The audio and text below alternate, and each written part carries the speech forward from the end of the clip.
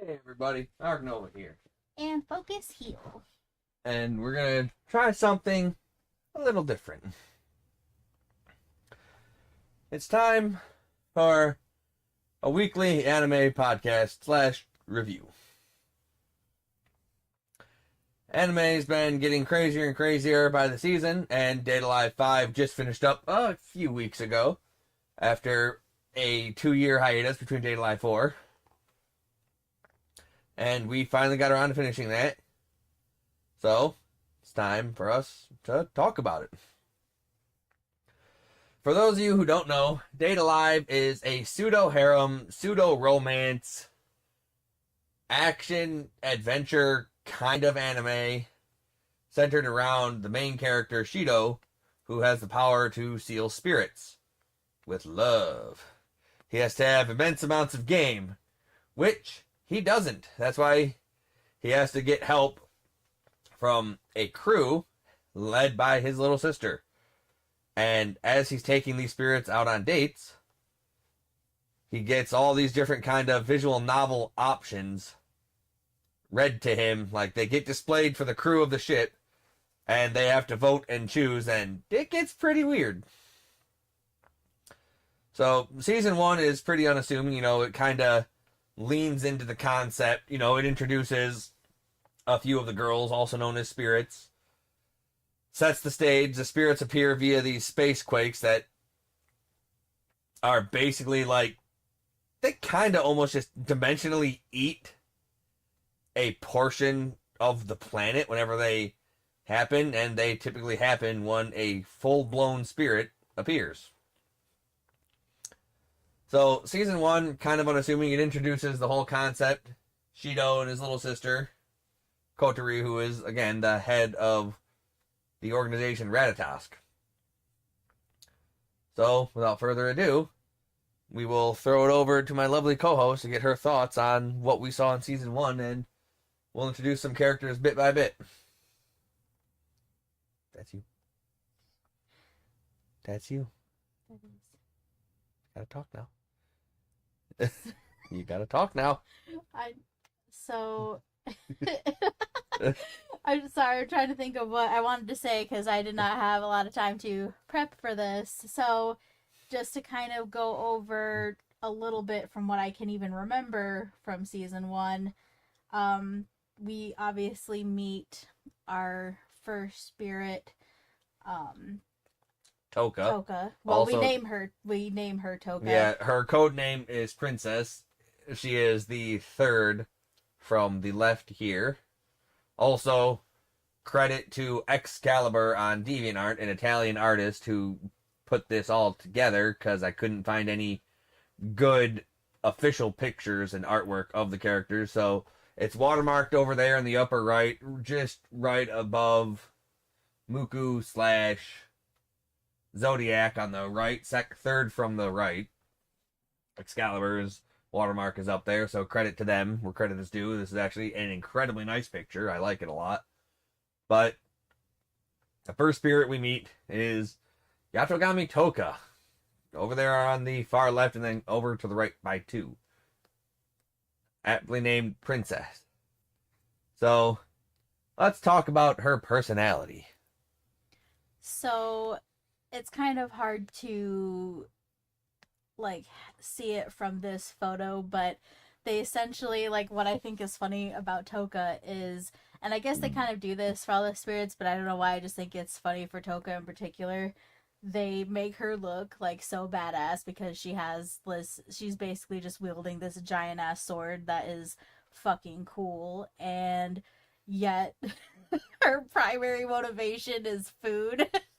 You can relate. I can relate a lot to Toka because of that.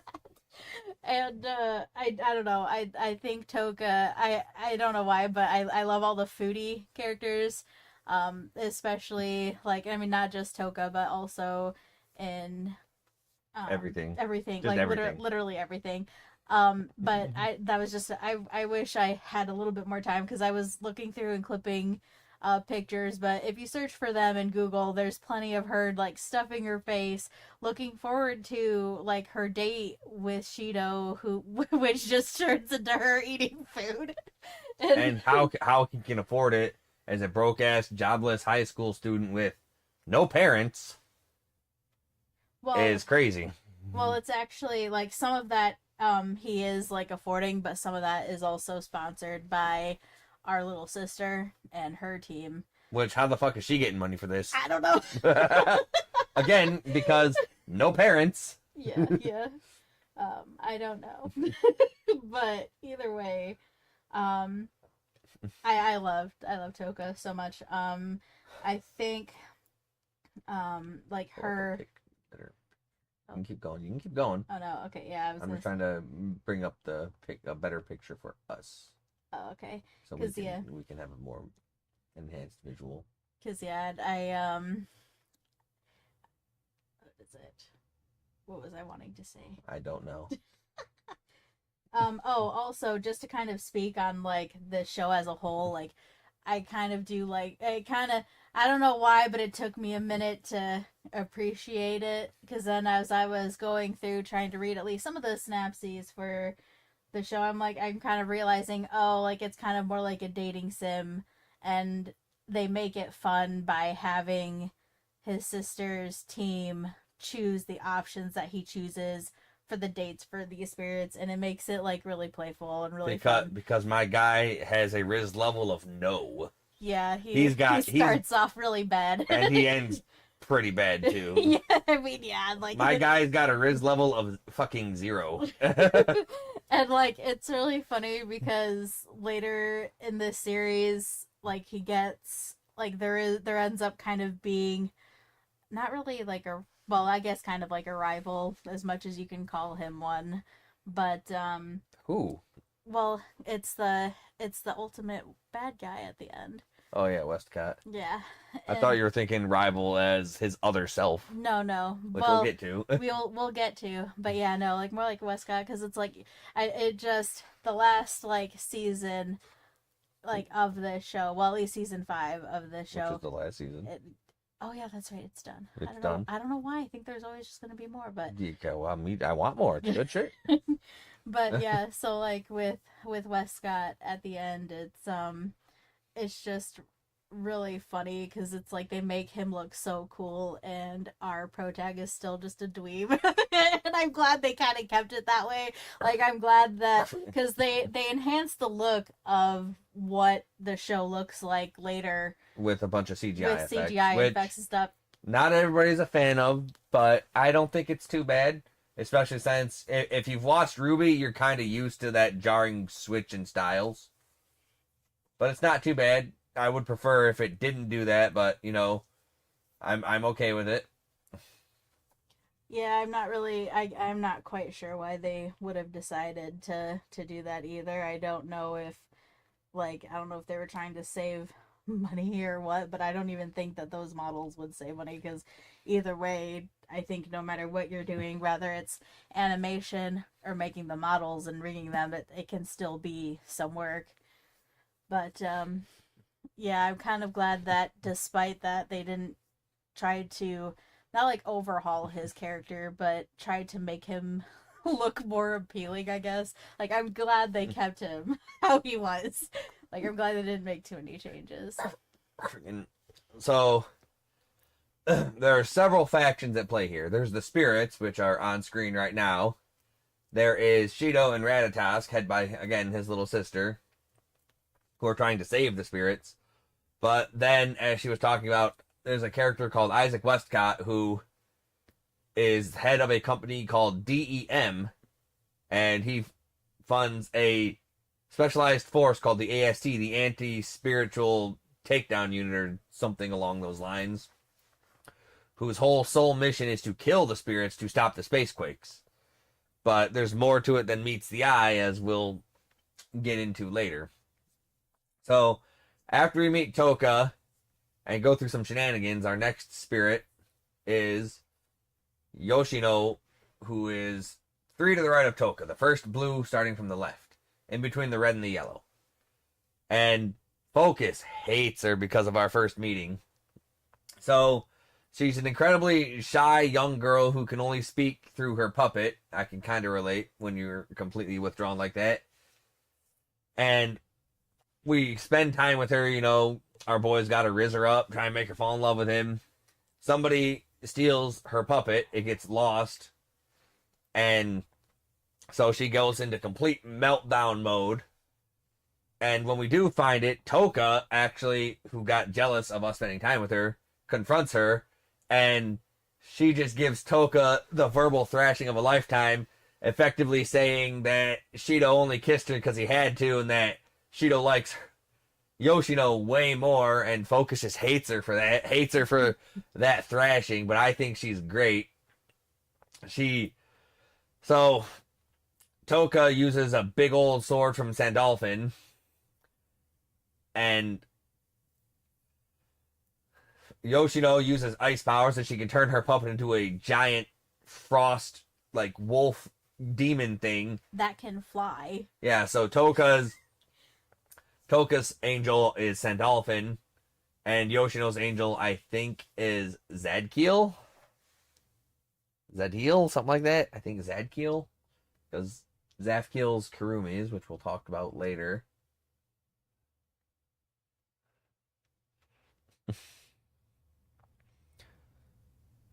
Zafiel, Zashkiel, Zashbel, Zatchbel. I don't think it's such. It might be Zatchbel. But anyway, her spirit is the angel, like Zafkiel or something like that. Not Zafkiel, like Zadkiel or something. So, I like her character because she reminds me a lot of me, you know, very withdrawn, very antisocial. And she loves her some soap operas. She watches daytime television and soap operas, and it's great. And she tries to use those experiences in her day-to-day life. What you looking for? Oh my goodness. Okay, I have that pulled up. So anyway, you can go back to talking about her. I toss it over to you. So, even though I don't really care for her, I do actually like a lot of her interactions that she has with the other spirits, especially, I can't remember what episode it was, but they're all, like, sitting down on the couch, and they're Zadkiel. Zadkiel, okay. So they're essentially talking about, I think they were all talking about, like, their favorite moments with him, and I can't remember who they were actually razzing on in that, but, like, They were razzing on Kaguya, but or not Kaguya, but Kaguya's sister. yeah, Kaguya's sister, but and that was great. I think they do kind of give her some development because of the other spirits. Like, she does, like, not that she gets necessarily more outgoing, but the way that she interacts with the other spirits, I think, like, kind of shows her growth a little bit. Like, it's kind of hard because they only kind of seem to give them a few episodes. Yeah, just enough like, episodes to introduce them, show us their powers, date them up, rizz them up, and move on. Yeah, that's kind of about love them and leave them, hump them and dump them. That's about what it is. And so, like, but, like, later, because of the other episodes, you kind of get to see them a little bit more and how they are, and I like those because it gives a little glimpse on, like, what some of their day-to-day antics would be. Man, I'm talking about season 1. You're just jumping right into fucking season 5. Yeah, that's all I can, like, I tried, but I can't Try harder anyway. Can't remember. So, her power, or her spirit name is Hermit, which is cute because, you know, she's a hermit. So, the next spirit we meet, I believe, is Diva, who is to the right of the twins. I know you can't see my cursor, but she's to the right of the twins. It is Miku something or other. Miku Izayoi. Spirit of Gabrielle. So, we initially meet her because she's a super duper pop idol who loves women and is just completely disgusted by the male gender for the longest time because she got completely betrayed and fucked over by her manager and whatnot. So she thinks all men are just kind of after one thing and they're just dirty creatures. So she uses the power of Gabriel, who is basically a giant piano. She's effectively the white mage support spirit. So when we first meet her, she has to, like, she just beats the hell out of us and then hypnotizes a bunch of girls to also try and beat the hell out of us. So then, in order for us to get closer to seal her power, knowing this, we had to have Shido dress up as a woman. Full cross-dress, long hair, skirt and everything, Shiori mode. It was great. So we had to have him cross-dress to get close to her, and she eventually figured it out. But then the DEM AST units show up to try and take her down. And our main character, who initially started learning how to rizz him up himself, said without being prompted that he would protect her no matter what. So he basically thrust himself into the fray against giant flying, like, half robot girls who shoot lasers and shit called wizards. And he managed to use Toka's power after sealing it, because when you seal a spirit, he can use a portion of their power for himself. So this is where we initially realize he can do that. So he pulls out Sandalphon and starts fighting.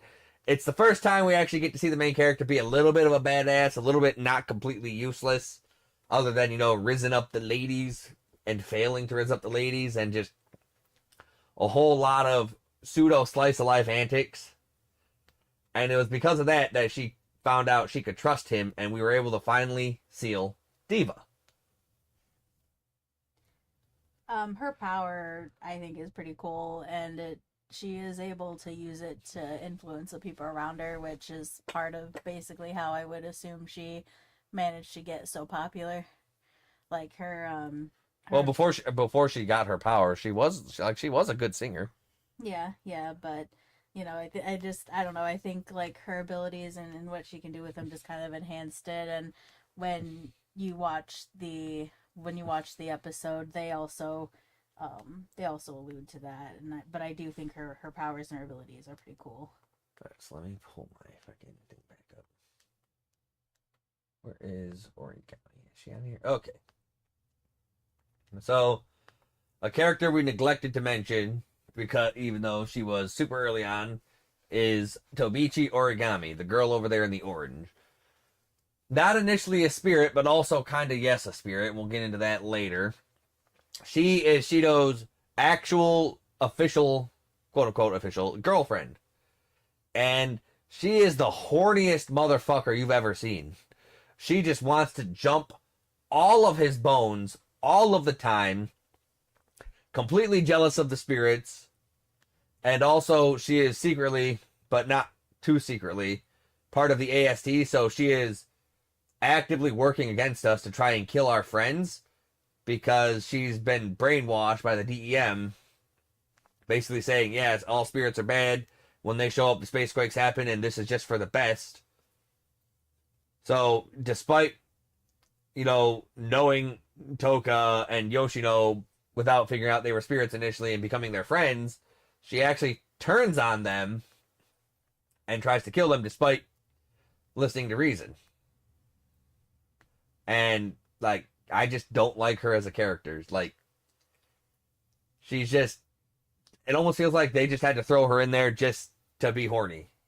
I actually think that they just kind of... So, we kind of skipped over Origami, but we actually meet her in the first episode. Yeah, okay. And just to rewind a little bit. Okay, we're going to rewind. Okay, I'll take it from here. So, when Shido was practicing rizzing up the ladies, his sister basically told him, hey, try it on one of your schoolmates, see what happens. And Origami, super popular, super genius, he just so happened to do it on her, and it worked, and she agreed to be his girlfriend, and he's like, wait, the fuck? What? No. What? No. And then a whole bunch of antics ensue from then on. Now you can take it away. Well, I was gonna say like, so it's kind of hard for Arc Nova to talk about Origami because he really does like just truly hate I her. hate her. She's just so But annoying to me. She has no she personality. she goes through a lot though, and I think because of like it's hard for her to let go of what happened, which is actually which is weird as to why you hate her because I feel like that trait is pretty relatable Eh. for you for someone maybe. She's But I'm just saying she's that. got it all. But Brains, power, dudes. She's got it all. Why does she need parents? I'm just saying that like she goes through a lot and Laura already said she loses her family. So her I even though he gets mad that, you know, she has this hatred for these spirits, I think it's understandable as to why. The like what's irritating is she doesn't seem to grow from that. But then again, there's not a lot of I don't know if too many characters really do like a super duper turnaround, other than maybe because we can see Toka the most out of all of them. Toka's a turnaround. What? Well, that's what I mean. Toka's just the same old Toka throughout. Yeah, I know, but and that's what I mean. Like but I do like I'm not exactly sure who out of all of them ends up getting the most screen time, but Kurumi. well, yeah, I suppose so.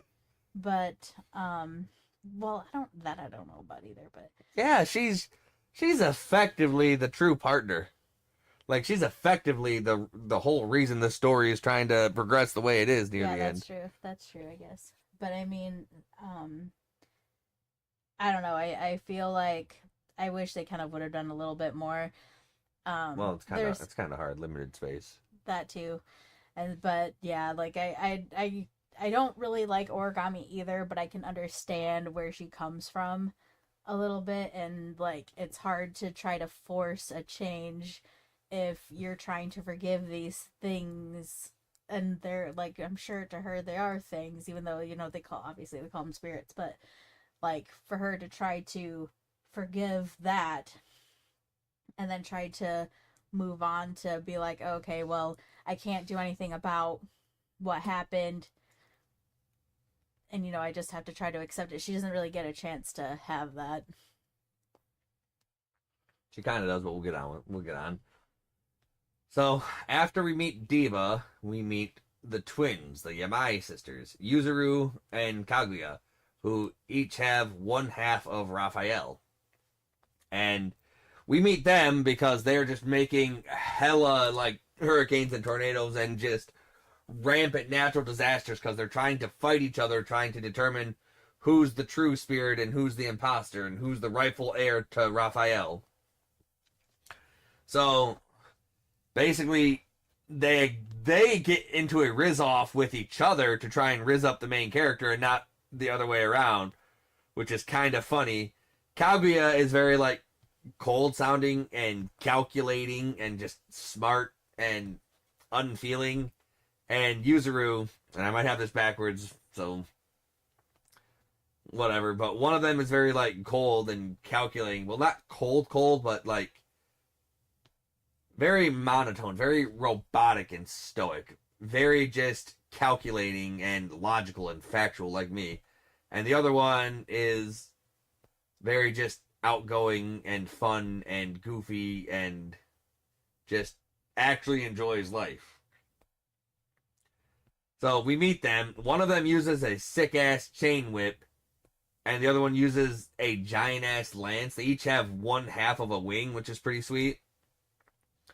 So they have to figure out who's going to be the true spirit and who's going to effectively disappear after they inherit the full power. So they basically riz them up, or they riz up the main character so he can decide who deserves it. And there's a lot of antics, like a lot of bath time, bedtime shenanigans, a lot of boob and love shenanigans, and he just doesn't know how to choose. So he takes them each on their own separate date, and each of them says that he should choose the other one to stay because they care about, despite always being fighting each other, they care about each other more than they care about themselves. So what ends up happening is he kind of seals them both, and they both get to stick around because I can't remember why, but it's pretty neat. So it's Yuzuru that is kind of the more cold one, and Kaguya that has the bouncy bounce. She has like more cheery demeanor, I guess, than the others. They're I kind of like their combined power. They create like a bow and arrow that they fire. The giant lance, and it's pretty and sweet. It's pretty freaking sweet. It's pretty sweet. I love how she said she loves that now. When I initially brought up about how sweet it was, she's like, eh. Like, it's, I guess compared to, like, everybody else's, like, I guess, like, on their own, I do think that that's cool. But compared to everybody else's, I'm like, eh. But, yeah, I know. Toka! Sword! I'm okay with Yoshino! Puppet. Yeah, well, I don't know. At least her thing, like, at least it flies. They have angel wings. They can already fly. Yeah, I know, but still. Friggin' Miku. Do do do do do do do do do do do do do do do, or however else chopsticks would go. Friggin', like, out of the four like season 1 and 2 spirits, or like out of the handful season 1 and 2 spirits, the twins got the most interesting power. Yeah, they do, I suppose. Like, I don't know. Like, I don't know. I guess maybe it's because, like, it just like, I don't have too many memories of season 1, and so it's, like, kind of hard for me to think about it, because it's, like, it's overshadowed by, like, the other ones a little bit, I think, especially more so later. And again, because once they do, like, their dates and stuff, they don't quite really go back to them. Nope. Like, yes and no. Only because of the fights that end up breaking out and that end up happening as they're trying to help the other spirits. Yeah. Alright, so that's basically effectively season 1 in a nutshell. Season 2, it kinda, I can't remember. Did we actually meet Kurumi in season 1? I don't remember. I don't either.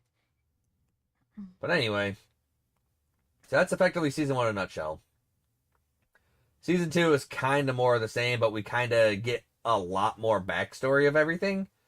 So it's either near the end of season 1, start of season 2-ish, we meet Kurumi Tokisaki, also known as Best Girl, also known as Nightmare, but more or less known as Best Girl. And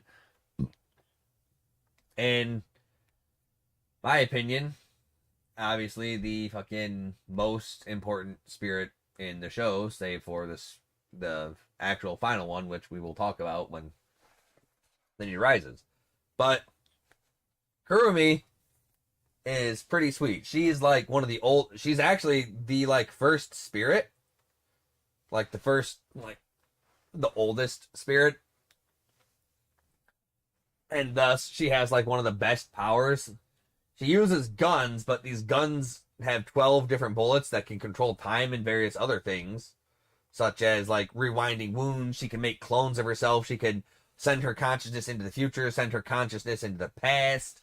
So we initially meet her after we found out like she died, but then shocker, she didn't die. But then we saw her die again, and shocker, she wasn't dead. And then we saw her die again. And effectively, we saw we meet Shido's biological younger sister, Mana. And she is constantly killing Nightmare because she works for the AST, the anti-spirit team. And she's killing her, but she doesn't seem to be dying. And at some point, she transfers into our school and uses some ghost-ass hands to fuck everything up. And basically tells Shido that her main goal is to steal his power, i.e. the power of all the other spirits. So one of the main things we see that shows she's not exactly a terrible person is there's a bunch of bullies bullying a small little kitten and they're like shooting it with like BB guns and throwing rocks at it and shit. So she just blasts them with her magic guns and then effectively eats them as punishment. And so she saves the baby kitty, and I think that's pretty cool. All right, back to me again. So Nightmare, I love the Goth Lolita thing. I love time manipulation. Like her powers, Afkiel, is basically she summons a giant clock for the different bullets. She has a little mini clock in her left eye, but she is the most important spirit. So using her power. So actually, we'll rewind that a little bit. So also in season 2, we meet the spirit known as Phantom. Very mysterious, but seems to know a lot more than she's letting on. And Phantom kind of helps jog our memories of the past that we shouldn't have, but we do. So Kurumi uses her power to send us into the past to try and like figure out exactly what happened to Origami and her parents and everything. And tells us to figure out exactly who the giant fire spirit was who Origami set out to kill, because the giant fire spirit's the one who killed her parents. But so we get back to that point and we save young Origami and whatnot, and we see the fire spirit fighting the Spirit of Origin, who is the titular antagonist of the series.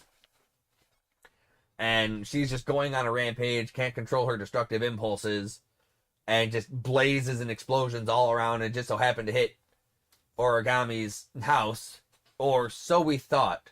So the reason Origami is on this spirit list, despite not being a spirit, is she actually is a spirit. And not only that, but she is actually the one who killed her parents.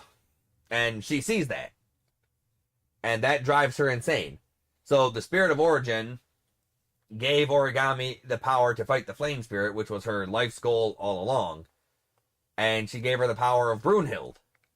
And through that fight between Kotori, our little sister, who we found out has the fire spirit, fire god demon Ifrit, and Origami, who has Brunhild, Origami's lasers and the ensuing part of that fight caused the massive explosion on her house to cause her to die, to cause her parents to die.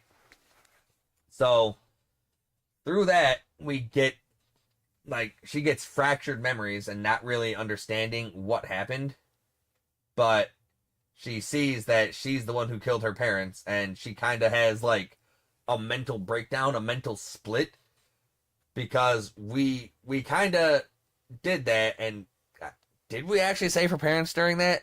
Yeah, no, I think we did. I think we had them, like, I think we met up with them and told them to move out or move away or something. Yeah, like, so yeah. If I'm remembering correctly, I believe so. We save her parents, and that causes a split. Like, obviously the history got changed because of that. So we go back into our timeline, and Origami now has super long hair. She's super shy and super timid, no longer part of the anti-spirit team as far as I can remember. And she is no longer trying to hop on RD. She's no longer the horn dog. She's more like reserved, more very feminine, very demure, very, very, very good. So that's the Origami that I like. You know, one that actually seems to have a personality outside of, hey, you're Shido, I'm Origami, I'm your girlfriend, let's fuck. And that's really the reason I don't like her, is I feel like they just shoehorned her in just because, almost. Like, I don't really see her having much of a personality. Just to also, like, because now that I'm, like, kind of rethinking, and after what you were talking about, season 2 is also where we learn that our I believe it's DEM is wanting to they're wanting to invert the spirits. So is that the end? So they want to essentially take their power and invert it So then that way, they will be able to use their abilities from that inversion to further their own goals. Well, sort of. We don't learn about that in season 2. So she's like 90% right. But she's also adding in stuff from like seasons 4 and 5 that we just finished watching not too long ago. So DEM Industries, headed up by Isaac Westcott, who is our actual official antagonist, final villain, is trying to take the spirits, and he doesn't want to kill them per se. He just wants them neutralized and captured.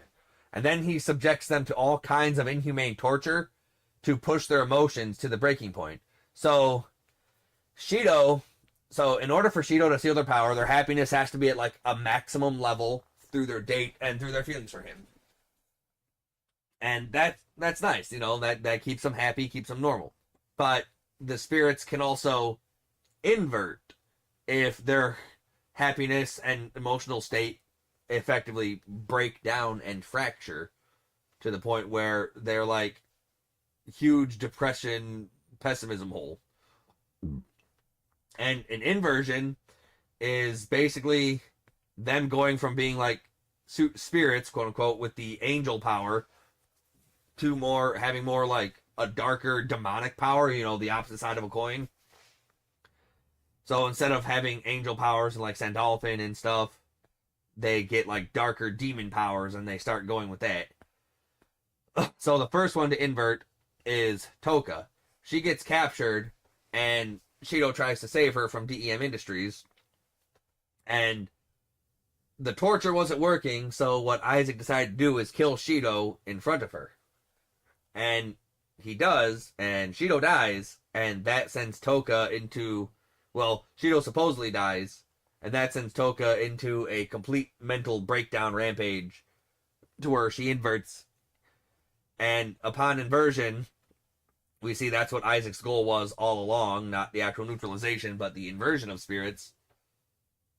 So we get to see his official goal, and like that was probably the coolest reveal of the show to me, is the inversion of spirits, and I wanted to see so much more of that, but they actually only inverted Toka. Nobody else throughout the whole series got inverted. It was hinted at that some of them got inverted, but not quite. Well, okay. Well, one other. Nia gets inverted too, but we don't really get to see much of that. And so does our key girl, our Moons. Muku? Yep. Muku doesn't officially invert. I thought she did. No. I don't remember her inverting. Yeah, I think she just did. I think she just went ballistic and got mad. Well, I believe that's what... Well, so I'm gonna still call it an inversion because her outfit completely changes. Does it? Yes. Let me pull that up. Pulling up the footage. Not really the footage, but... Alright. Yeah, she gets pissed because during a fight, which I cannot... I think it's actually... I want to say she's fighting with our sister. And she gets her hair cut and it drives her ballistic. Yeah, but she doesn't invert.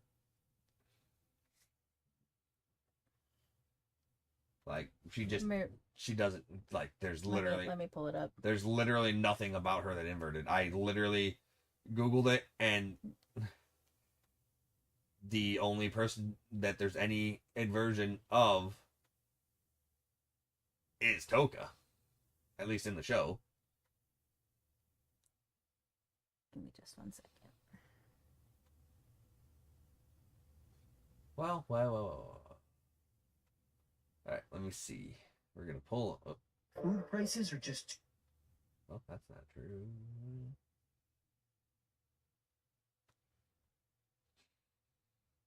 Yeah, let me see who has an inverse form. Then we'll be talking about that. Known cases. There we go.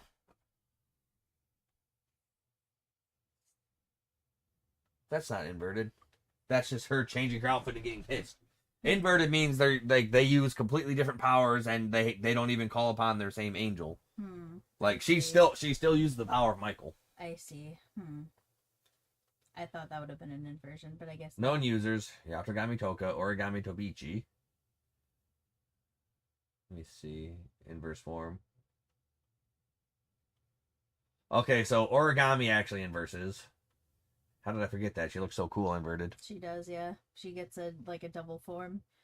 Nia Honjo inverted. But we don't really get to see her do much of anything because Westcott just blasts her immediately.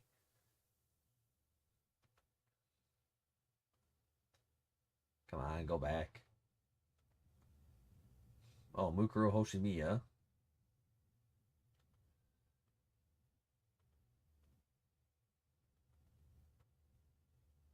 Alright, let's see. What does Shifuru mean?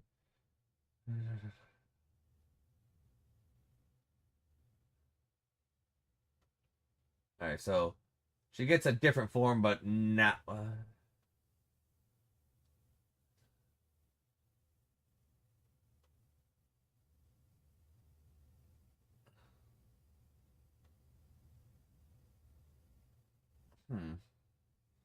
So maybe she does invert, but maybe it's like half an inversion and an incomplete inversion.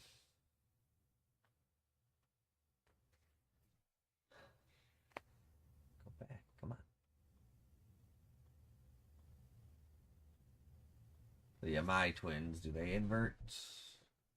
I don't. They did not. No, I don't believe so. They no. they died right before they could. Yep. And then White Queen. Alright. So, they didn't do too much with the inversion that they could have. We got to see an inversion for like maybe 5 minutes per character, and then fucking we fixed it. Yeah. I don't know how different the show is from the light novels, but Pretty different. once I get in, I'm sure that we'll be getting into that at some point, and we'll be able to talk about that. Maybe. It might be worth it. It might be. But anyway, so we see the inverted, and Toka goes from like this very demure young woman to like step on me mommy kind of girl, you know, very sadistic, very awesome, very much better than her current form.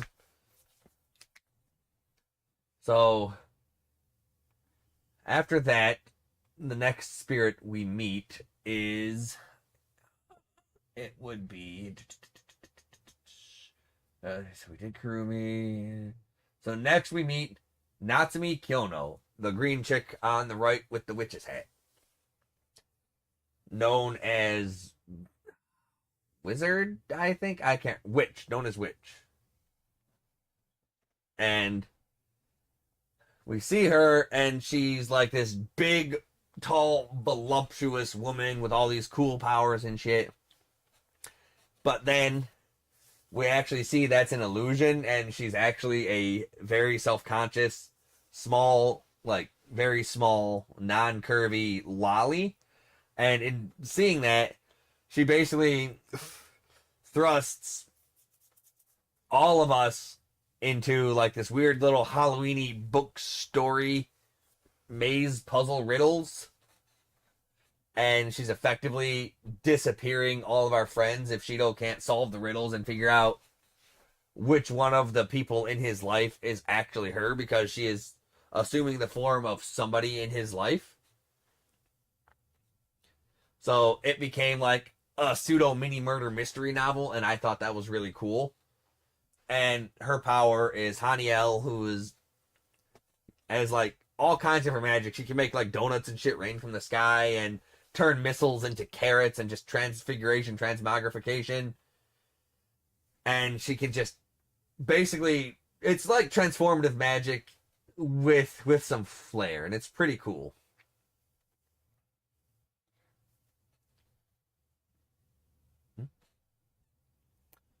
Okay, so we meet her and we basically say, hey, we like you for who you are. You don't have to be big boobs mommy. I like you for who you are. You're fun, you're free, you're fanciful. So after we meet her, because we're actually freaking running down the clock, so after we meet Natsumi, I think our next spirit was actually Nia Honjo. So Nia is also known as Sister, and she is probably one of the most powerful overall spirits. She has the ability in her book Raziel to see all the events and see anything at any point in time whatsoever, whenever, however, whoever. So we meet her on the street, and she is actually a manga artist who is the manga artist of one of our actual favorite mangas in the show. So we meet her, and we found out she was on hiatus for 5 years because she was actually being inhumanely tortured by DEM because she was she was captured, and then she escaped after 5 years of torture. So she's back to resuming her own manga stuff, and because of that, she's like very phobia of just the 3D world because of everything that happened to her. So we try to dress up as one of her favorite characters from a manga and riz her up, but since we didn't read that manga at all, we got completely blown the fuck out of the water by trying to do it. And she's like, no, that's not what that character would do. He fights solely for vengeance. He says, love? Hell with that. Vengeance. So, in order for us to do that, we try to make Shido a 2D character that she would like. So, we start drawing and making a manga ourselves of Shido's adventure to try and see who would sell more copies, her new volume or our volume at Comic-Con. So it came down to the wire, and we inevitably lost / tied because we're down to the last volume, and she kind of went out just slightly before we sold out, but that was good enough for our first volume to get her to want to read it. And it's based on a true story of everything Shido did for the spirits and everything. And like they made Shido like super gorgeous, super sexy, attractive in the manga. Like they gave him the sharp features, the sparkle eyes. They basically turned him into a freaking Tuxedo Mask from Sailor Moon Crystal. You know, but more useful. So after that, we're about to actually seal her power when Westcott appears and fucks everything up and forces her to invert. And in so doing, he actually manages to quote-unquote kill her, reach inside of her, and take her spirit crystal. But at that point, it's a darkened demon crystal. And he actually absorbs it himself, becoming a demon king. So now he has the power of Beelzebub, the opposite of Raziel. And Beelzebub also has the ability of omniscience, who enables him to see everything, all events, past, present, and future. And that was just absolutely nuts. So then we basically spend the rest of season 4 preparing and trying to go fight against him because he is the titular antagonist. And a little bit near the end of season 4, we actually learn about Kurumi's true goal is she wants to go back in time and kill the Spirit of Origin because the Spirit of Origin took everything from her. So that's why she wants to eat and absorb Shido. And that actually brings us up to season 5, which now my dear co-host can actually start talking about. What do you mean no? We literally just watched season 5. Yeah, I know. What do you mean no? Okay, well, I guess it's back to me again. So season 5 is where everything like super comes to a head. So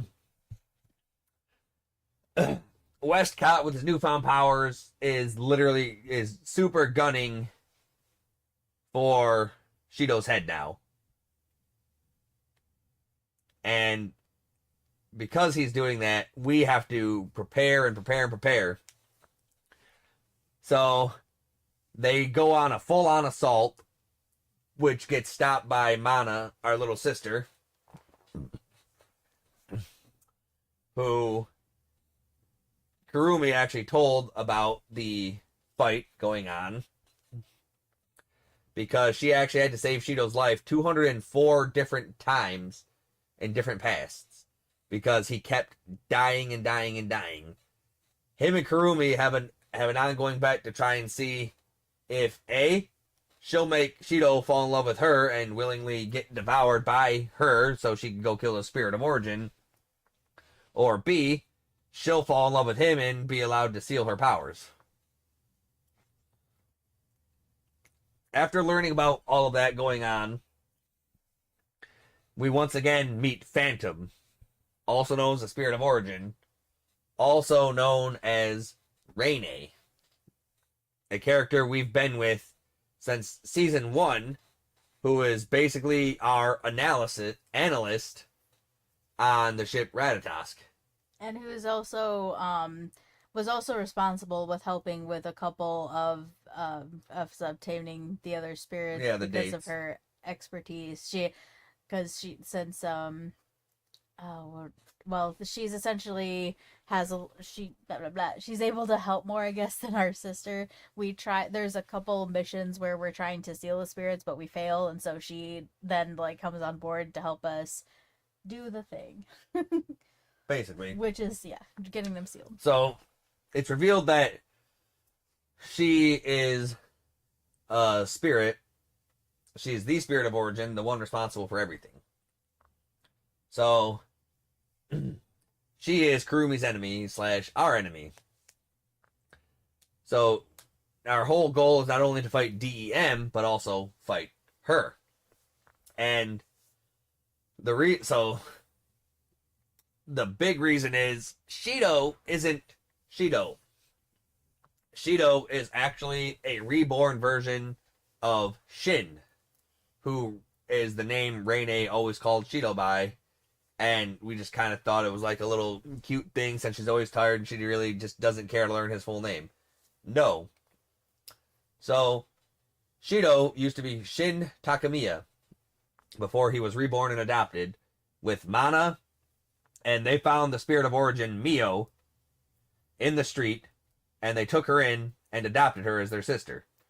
And Shin fell in love with her and got her to fall in love with him, and they went on a date, and he effectively tried to protect her, but a young Isaac Westcott was chasing her down to steal her power because he wants that power for his own, for reasons I will get into in a little bit. And he killed Shin. And she went ballistic. But also not really. She got really weird and used her ultimate, reality warping powers to effectively give him a rebirth, becoming his mother. And his memories of Shin vanished, and he became Shido and got adopted by Kotori's family.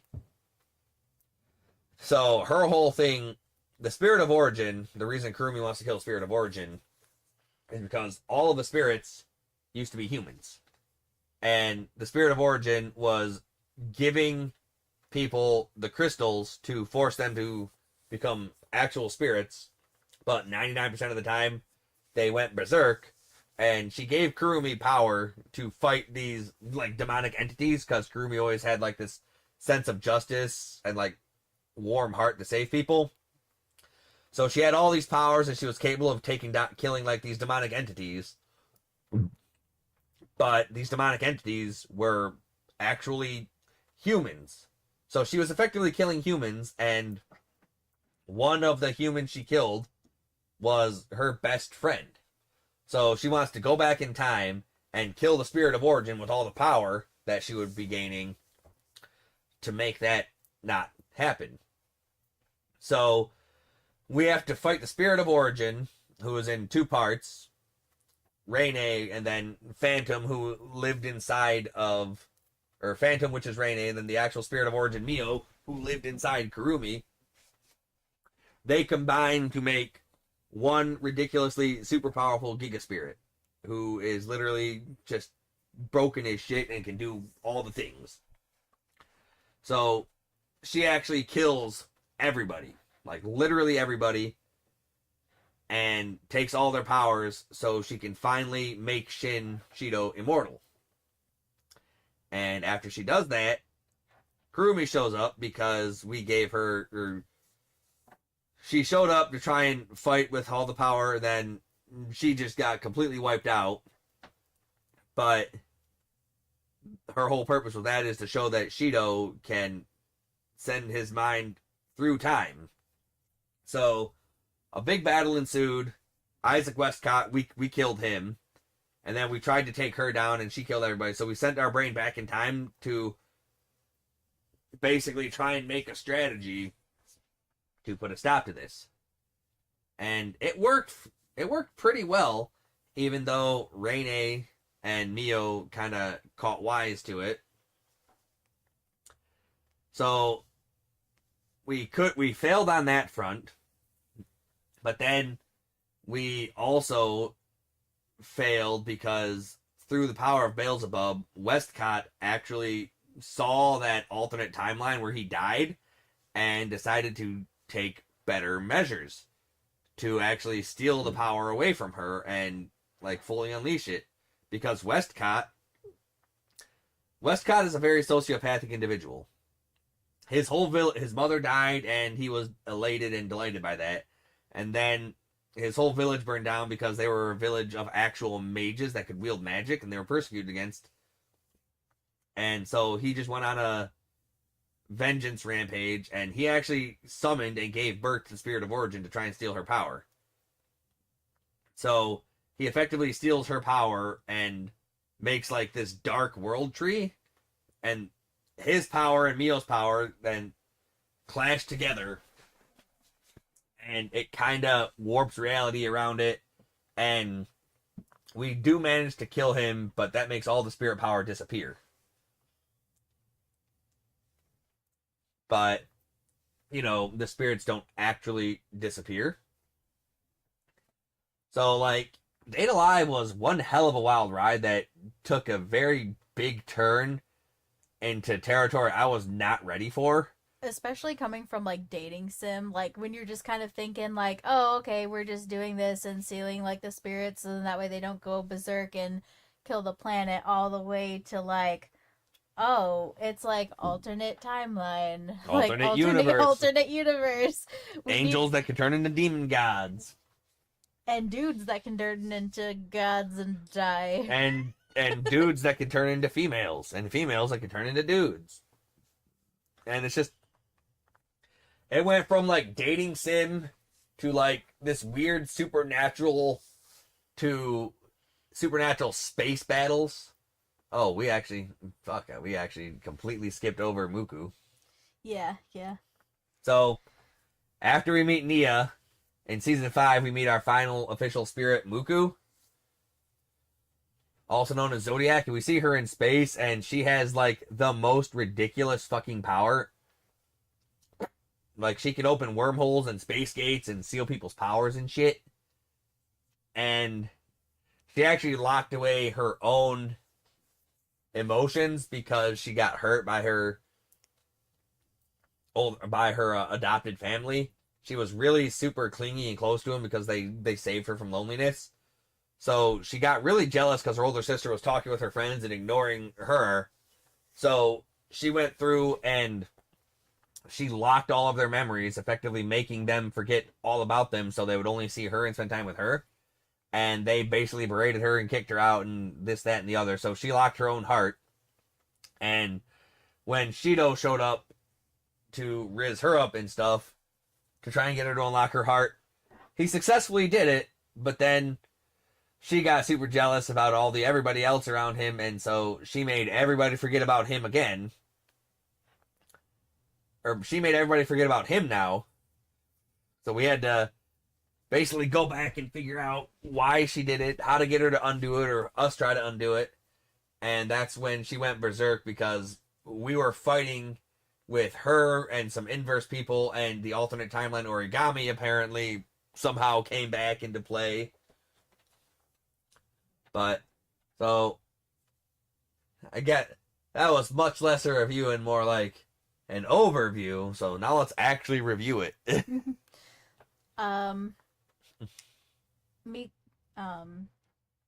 So, I guess, freaking I guess we'll start with the spirits. So, Yadogami Toka. Personality, outfit, powers. What do you think? What are your thoughts? Well, I like her personality. She's fun. I know a lot of the characters are fun, but I just it's hard because let's see. So our girl. Yep. Boop. Oh. No, you can do that. You just have to scroll down. Okay. Okay. There we go. Our girl here. That they can't see. Oh. Okay. Yeah, that's right. Okay, we're just gonna do that. So anyway, Yeah, that's for us. I like her outfit. Like I like her form a lot. I don't care. I don't care if she's just big sword. I like those characters. I like Saber. So it makes sense too that I'd also really like Toka. God, Saber's like I don't care. Saber's the worst. I don't dude. care. I don't Saber's care. the worst. I don't care. You like big sword, then why don't you like Heracles? I don't know. He's got a huge fucking sword. I- Sort of. Kinda. Does he? No. I thought he was just hands and he went berserk and murdered. Yeah, berserker. Berserk. Let's fucking find out. Okay then. Oh, it was from like an introductory show of like a sitcom.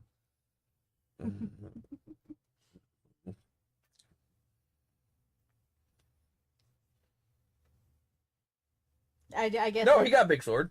Oh, okay. Yeah, big ass sword, dude. Okay. Well, anyway, I relate to her. Oh yeah, he got a huge fucking sword, dude.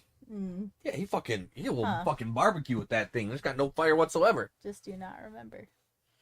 But I Because you were too busy thinking about the bone of your sword. probably that.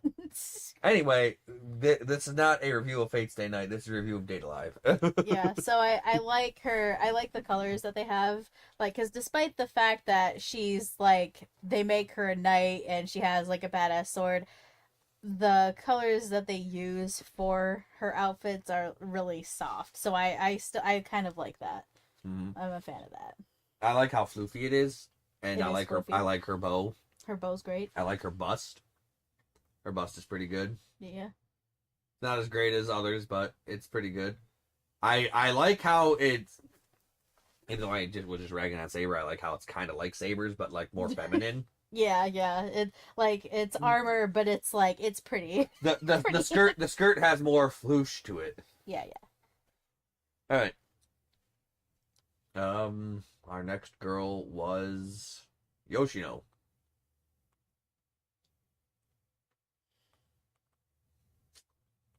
Start talking about Yoshi.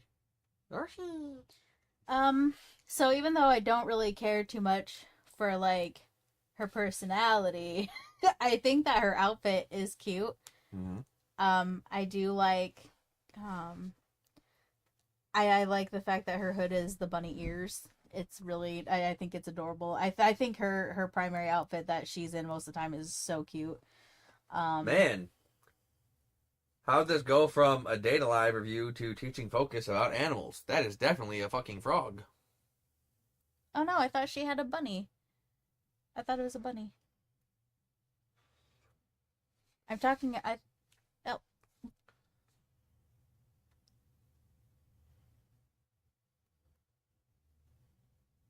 Damn, how'd this go from a Date Alive review to teaching Arnova about it? Yeah, that's right. Shut up. To be fair, in the picture,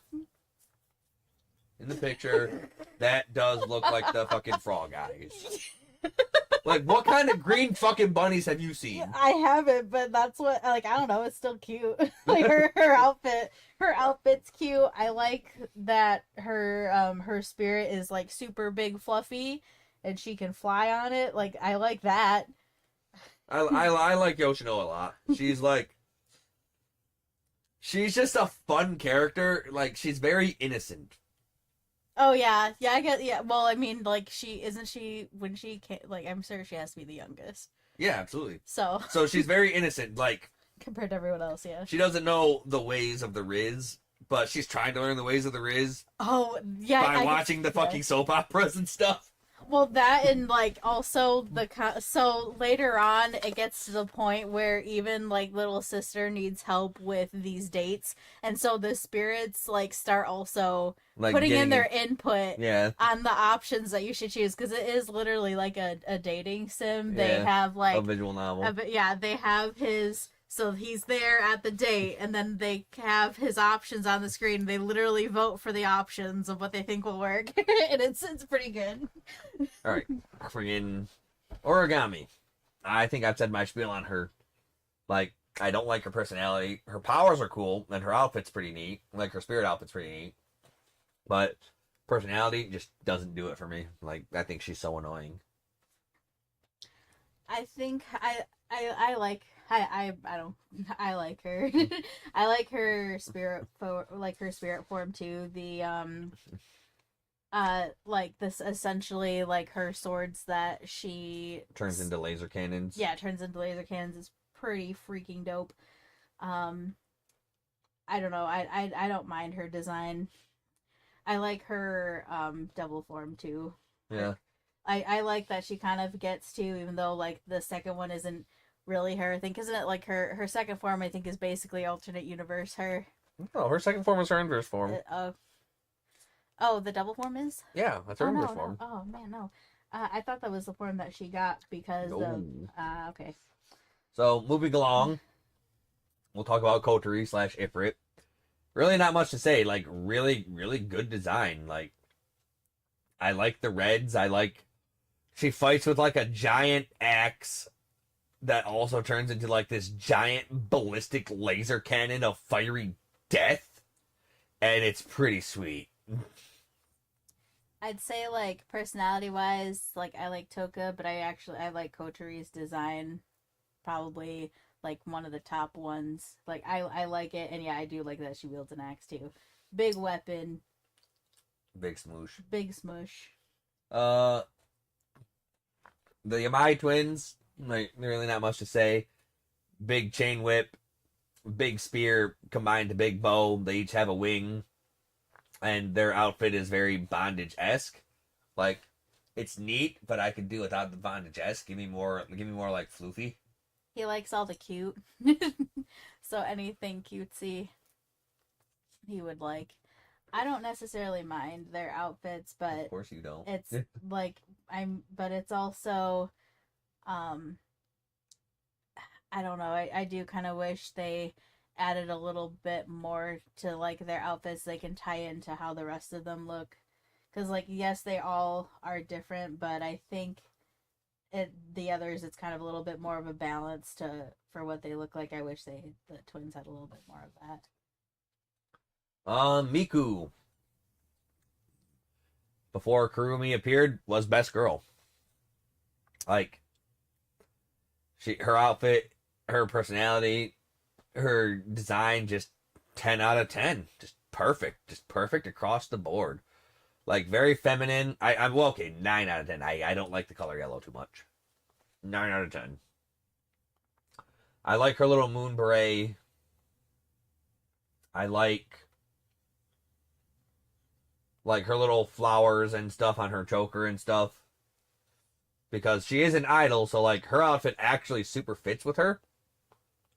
Personality wise, she's like, she's all over Shido, but in like a more fun way than Origami.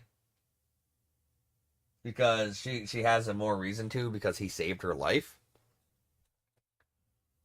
What are your thoughts, Diva? I don't really like it. Does fit, but I don't really like her outfit as much. I do like her power though. Like her powers are pretty amazing. I like the way that she's able, like she's especially in the later fights you get to see like her bring out like a Giant piano. yeah, it's the piano that she uses to fight with. I think that's pretty cool.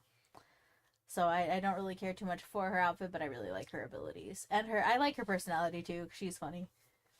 She's pretty funny, I think. Yeah, if you had For her the powers, I would die so fast. Probably. You'd be like, oh, buff song?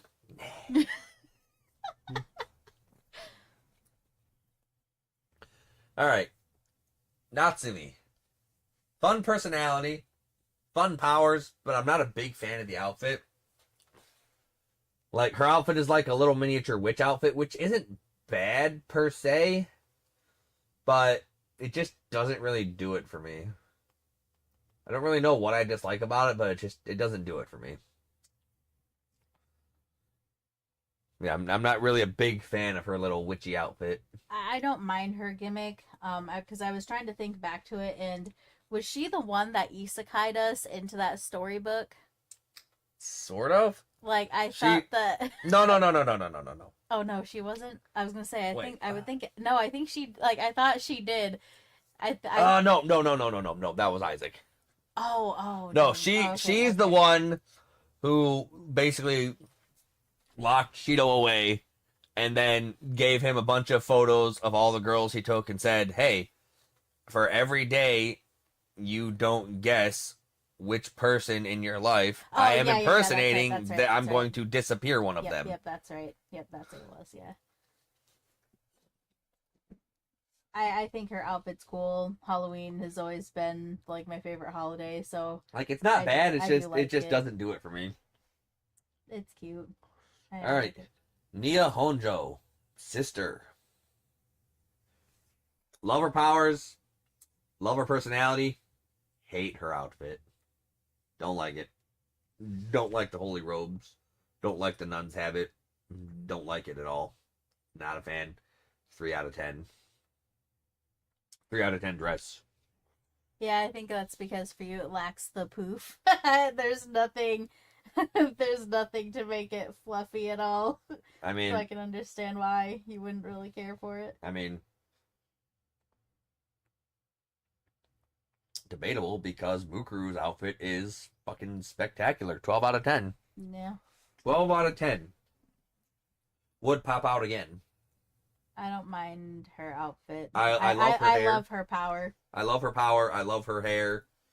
Again, her power is great. Her hair buns are great. She's basically Sailor Moon. Oh, But- we're not talking about Nia anymore. Okay. No. We already know what you're talking about. You love her power because it's the book power. It is a book power. It's pretty great. Yeah, you already extensively gave your information on how you feel about Nia. But Mukuro, love her power. She's best. Like, I think, like, so for me, it's her and then our sister and Toka. Like, the top three. And I can't really choose between them. They're like the top. Yeah. Mukuro, love her power. Like Michael, the key, space, locking shit down. Kinda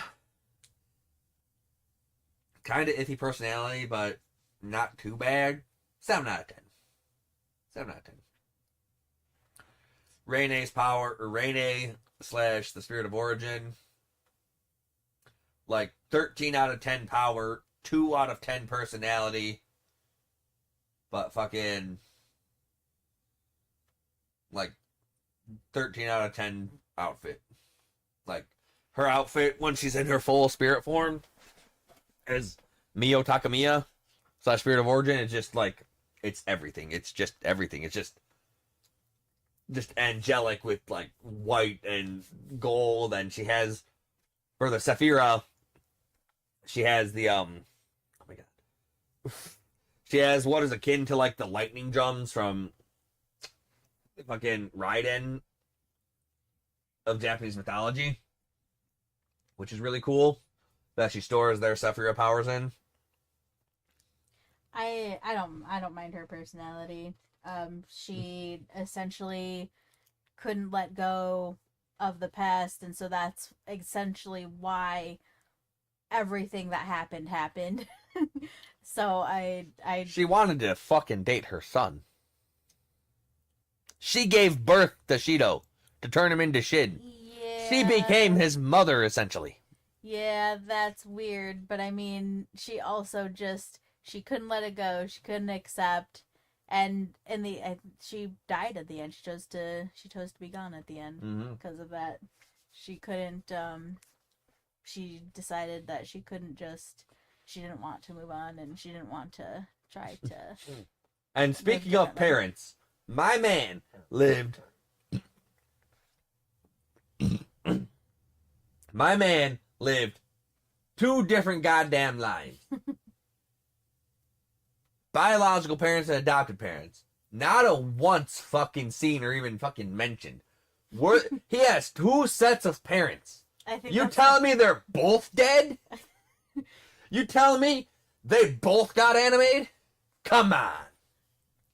Yeah, I Where think they that- I think that's your biggest anger thing. Like, about where the they whole at? is No parents.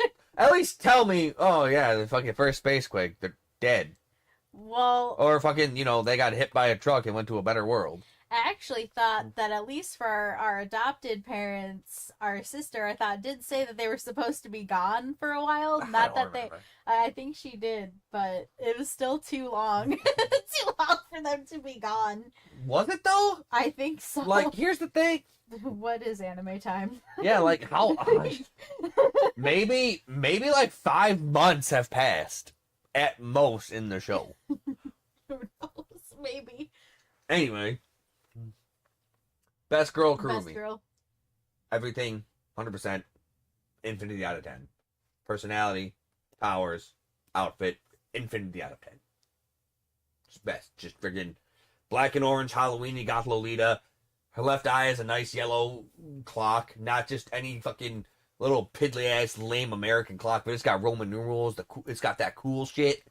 It's got Roman numerals, gun, time, hands, clones, blood, eat, saving cat. Infinity out of 10. Best girl. Top tier. Like Fantastically made character. like her or Rem. They're equal. Yeah, I was about to say They're equal. like you 'Cause- can't choose because he loves timey-wimey stuff. But then Rem's got the whole sexy, demure demon maid going on. Mhm. So it's like, they're both pretty goddamn good. Yeah. If not Rem, then Kurumi. If not Kurumi, then Mommy. And if not Mommy, then Death. Oh, same thing. Anyway. Okay, so. That's all of our character everythings. So, action scenes. For what started out as a dating sim, all in all, I actually had some pretty solid action scenes. Even if half of them got CGI near the end. Like, the fact that the wizards were just flying around in like these pseudo mech suits, like little personalized Gundams, using beam sabers and lightsabers and lasers and cannons and shit.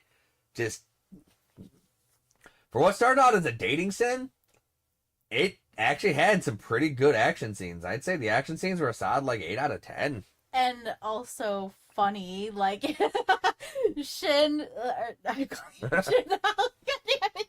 Shido, one of the fights against a bunch of clones that was on like our enemy squad. So Isaac, after he got the power of Beelzebub, was actually able to summon Beelzebub's daughters, and there was just a bunch of these little clones called Nibelco who had effectively gotten, like, they effectively killed us a bajillion times throughout the different timelines for Kurumi. And yeah, so he fights them by rizzing them up and by blowing kisses at them, and it is so funny. it is Like- it is the stupidest yet funniest thing, because It works. it works because they're spirit born, so they're spirits, so he just fucking rizzes them up. He just hits them with a W Riz. Kids W Riz. And it seals them, and it works. And it's goofy, but all in all, like, surprisingly good fight scenes. Like, I was actually blown away by how cool some of that shit was. And I'm not a big fan of space and mecha stuff, and like more than half of it was like space mecha stuff. Like, it was basically, I don't even know how to describe it. Basically fucking Star Wars versus Harry Potter. Yeah, I guess like that's fair enough to say. Like, yeah, it is really weird because like, and I was kind of about to say like, as far as like the fight scenes, like Kurumi just going crazy and destroying like a bunch of these like she's destroying these waves and waves of like robots, and it's just like I don't know. I really liked that scene. I liked that fight. Like even though she's working on killing like these mass amounts of things, like I liked watching that. That was cool. Um, I liked Kotori trying to go against Kurumi, which she obviously gets owned, but I liked that fight. Yeah, so surprising fight scenes. Yeah, Like, really good fight scenes. so, like for what it is, surprisingly, they do seem to have thought about some of their skirmishes, and I think that that's kind of nifty. All right, plot. What did you think of the plot?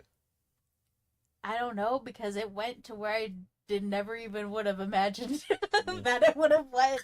Like I thought I would just like I initially did not really want to watch this show because I just thought that I'm like, oh, it's just another one of those, and like it took me a little while to be like, oh, okay, I guess it's not. I guess it's not too bad. She says a little while, but it literally only took her 7 out of like 7 out of like the total 80 episodes that exist to fucking get into it.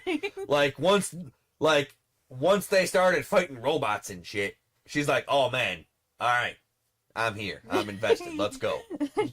Yeah, I was like more invested in the story because like it was finally like it was getting serious. Like the story was storying, and like I just kind of wanted like it finally hooked me to where I wanted to know more about this world. And she thought initially going in it was just gonna be like your bargain bin generic harem anime, but it's only like pseudo harem. You know, like they all have feelings for him because he made them have feelings for him, but at the same time, fucking him is not their goal, not their whole like lives, their whole goal in life, except for origami. So it's like they still go about their own thing and live their own life and do their own shit without effectively making him their whole lives. Like, yeah, he has a bunch of bitches, but he only has a bunch of bitches because if he didn't have the bitches, the world explodes. Yeah. And Lord knows he's not the Rizmeister to freaking get all the bitches. Definitely not like Sword Art Online, whose the characters' personalities in that show basically boil down to, I want to fuck Kirito. You too? I want to fuck Kirito. And Kirito's like, ladies, please. You're not Asuna. Sorry. Which is, I hate that he actually has that redeeming personality trait where he is like 1,000% loyal to Asuna. I hate that he has that personality trait because I hate him so much. But like, he's not a bad guy character. He's not a dick. But yeah, the plot definitely took me by fucking surprise. Like, again, like her, I thought it was just gonna be about fucking, basically, like High School DxD. But, I mean, High School DxD actually had a surprisingly interesting plot, too. Yeah, it did. But, anyway, yeah, I thought it was just gonna be, and it's, I was surprised, but I'm okay with the direction it went, but I was honestly just wanting it to be, like, the dating sim portion, like, all of that. Because I wanted to freaking just see, like, how outlandish the choices and situations he gets himself into could be. Like, I wanted to see how ridiculous those situations would be for just the dating sim portion. Yeah. And we only really got that, like, for most of season 1, and then some tinges of that in the other seasons. Because during the other seasons, he started thinking for himself and be like, you know what? I got a little game. I'm gonna spit some of my own game, see how this works. We'll see. I got some plans. I got some ideas. But I was actually pleasantly surprised. It's a really neat story for what it is. Maybe like 7 out of 10. Probably a 7 out of 10 story for me. It's really good, but it could definitely do some things better. Like, I understand with how many characters they have, you can only really assign each character like a small amount of screen time to keep the story on a relatively acceptable pace, so it doesn't hit filler arcs and stuff like One Piece and Naruto and Bleach and shit like that, where you're just spending like 10, 15 episodes on each character, fleshing them out and getting to know them and doing all this. So I understand that you just gotta keep it moving and moving and moving and moving. But I do wish they would have fleshed out the characters a little more. Like, take them out on a date to seal their powers, and then at least, like, have him take them out on another date with their powers sealed. You know?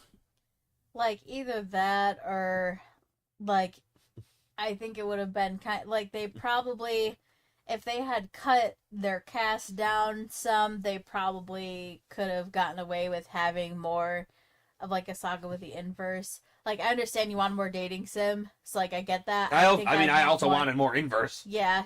So, like, I think if they had cut down their cast some, they probably would have had more time to be like, oh, okay, we can actually do this, and, like, we can actually make this a thing, and what are they going to do to, like, help fix their hearts or whatever, because essentially that's kind of what we're boiling down to, like, obviously. Or even then, even if not that, let them all go inverse, and here's how I probably would have written the ending. Let them all go inverse. Go crazy terrorizing and shit.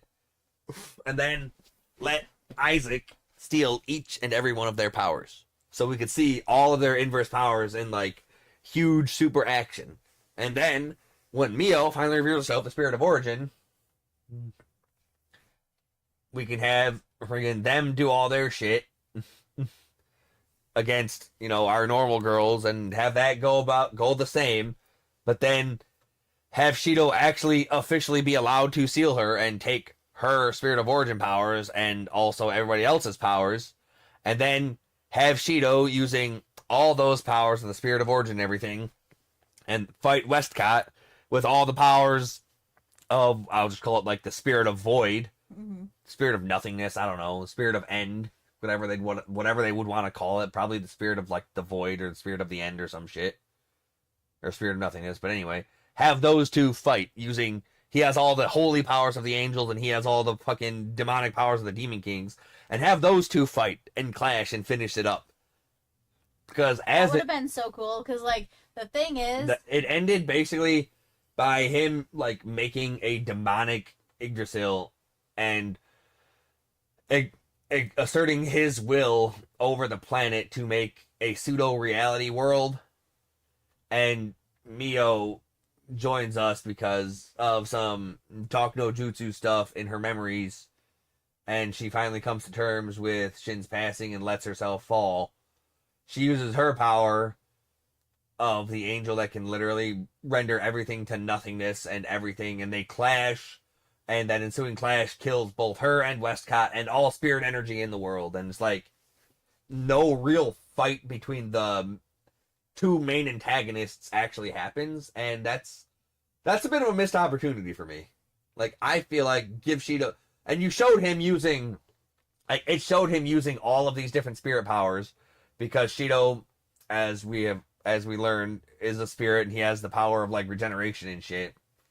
But, like, we've seen him use all the powers multiple times, except for Raziel. Well, no, I think he even used Raziel. But anyway, have him use all the powers to fight Westcott with all the Demon King powers. And that would have been such a sick, sweet-ass ending. And it would probably have jumped it to, like, a 9 out of 10 plot for me. But, like, that was just such a missed opportunity. You know?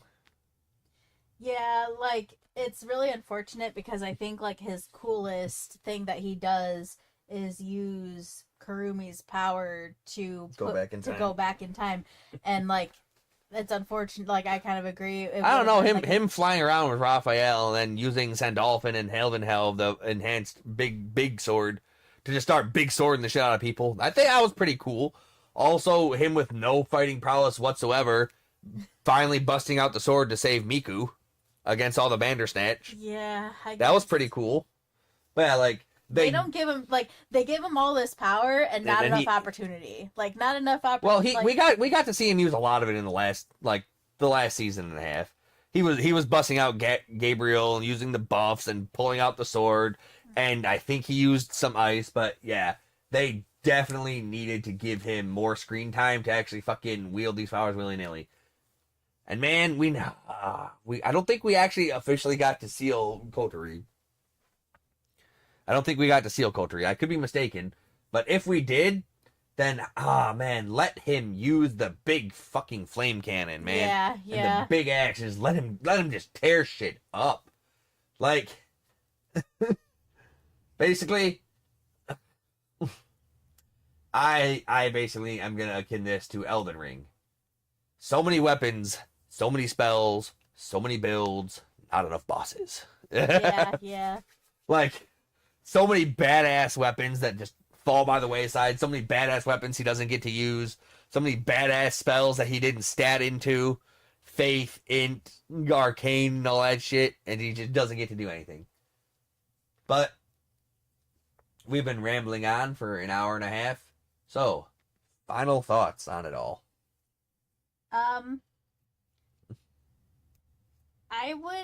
I think I'd actually recommend this show. I definitely was not sure that I would before. But after seeing what it actually turns into and like essentially I guess the more that I think about it, like them trying to work through their emotions for Shido to be able to seal them, like I guess overall that's a pretty nifty idea. Yeah. I'll also recommend it. Like, even to people like her who aren't really big into, like, the whole gotta fuck 'em and duck 'em concept, the harems and everything, at least give it a full season to try. First season's like 12, 13 episodes. Give it a full season.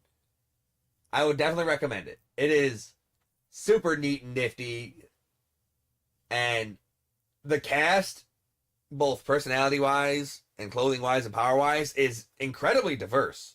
Yeah, for like as many of the girls that are They're all very, very clearly different, except for the twins. But the twins, the twins. So like their outfits, I think like everyone's outfit is set apart from each other, and so I think they did try their best to take that into consideration. Oh! The three girls. The three just regular human girls. The Three Stooges, basically. Oh. So we're gonna leave you with one last thing. So there is a group of three girls in our school, and they're kind of our friends, but kind of just there. Like they're just classmates, but they're like acquaintances and friends. But there is one girl throughout the entire show literally only says 3 words anytime she speaks. All she ever says during any instance, during every scene that she is in, is, "That's so lame." And she says it in different inflections based on the emotion of what's going on. Like, "Oh, that's so lame. Oh, that's so lame. Oh, that's so lame." And that's all she says. And that is great. And that voice actress has got to be, like, living her best life now. Because all she fucking had to say was, "That's so lame." That's all she had to say throughout the entire 5 seasons. And it's not just like a 1 or 2 time thing. She is on screen a lot. Yeah, like, the classmates, they do get like screen time. They are on screen a lot. Compared to everything else that's going on, I would say that they do get a lot of screen time. But yeah, so definitely, like, I say it's like a solid, given everything, like the whole diversity of the cast being like, also that's like, the cast is so diverse for as large as it is. Like, there's no real overlap in it. But yeah, my end thoughts is I definitely recommend it too. It's probably in my top 5, top 10 of all time anime. I just really fucking enjoyed it for what it became. It has some hit or miss moments. And honestly, you can see all these girls and all their scantily dressed outfits and stuff. This is actually not that heavy on the fan service. I'd say its fan service factor is about a 6 out of 10. You know? Yeah, I guess so. And then, really also, it's some of the girls just kind of, like, messing with each other, Yeah. too. So, Like, I'd say overall fan service for this, about 6 out of 10. It's got less fan service than Fairy Tail. For what it is, it's got less fan service than Fairy Tail. Yeah, okay. Yeah. yeah, I guess you're right. I guess you're right. So if you're worried about being like overly ecchi and overly fan servicey, it's not. It's really not. Like, it doesn't really lean into the like. In most instances, like there are some very scandalous scenes, but even then, it's not that bad. 6 out of 10 in the fan service. So for what its whole concept is dating them and loving them and stuff, not that fan servicey. It's pretty decent. So overall, 8 out of 10 for me. It's almost a perfect show to me. Like, it's almost perfect. But yeah, so that is our overall review of Date Alive. Hope you guys got some useful information if you were on the fence about watching it. I wish I could show clips, but I don't want to get demonetized on Twitch. And if you had hesitancy watching it, give it a shot. It's all on Crunchyroll. It's pretty cool. You might be pleasantly surprised. Definitely a diamond in the rough. But yeah, thanks for watching. And next week, we are probably going to go through the first season of A Certain Magical Index and see how that goes. Until then. Till then. Okay, so that was a fun little stream. Stream's not over, by the way. So that was fun. Hope you guys enjoyed what you saw. Hope you'll tune in for me doing this. Hopefully we can start it earlier on Fridays, but we shall see. Oh, excuse me. But anyway, thanks for hanging out. And if you enjoyed what you saw and you want to support the channel, feel free to drop me a follow and toss me that free Twitch Prime sub. Every little bit helps, and you'll get some cute little Cthulhu emotes and badges and stuff.